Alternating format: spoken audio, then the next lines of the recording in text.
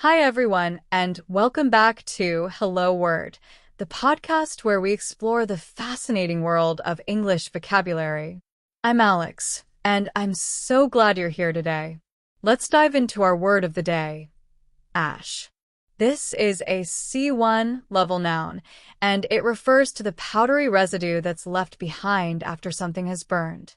Think of the soft, gray substance you might see in a fireplace or after a campfire has burned out. Now, let's explore how we use ash in everyday language. For example, after the campfire was extinguished, only ash remained. You might also hear someone say, the volcanic eruption covered the city in a layer of ash. These examples show how this word often describes the aftermath of burning or combustion.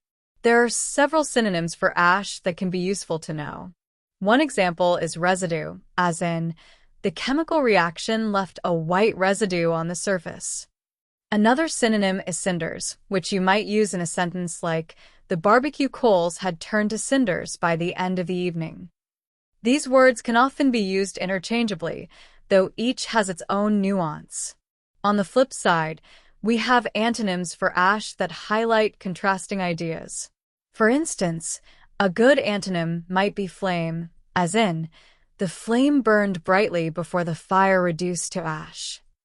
Another example is spark, like in, a single spark started the fire, which later turned everything to ash. In everyday life, the word ash comes up more often than you might think.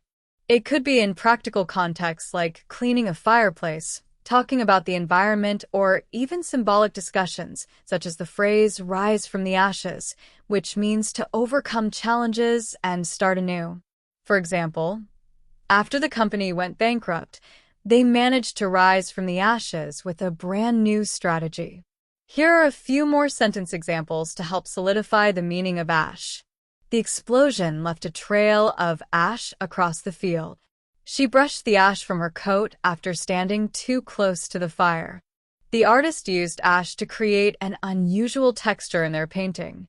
To wrap things up, today we explored the word ash, its definition, some helpful synonyms like residue and cinders, and contrasting antonyms like flame and spark.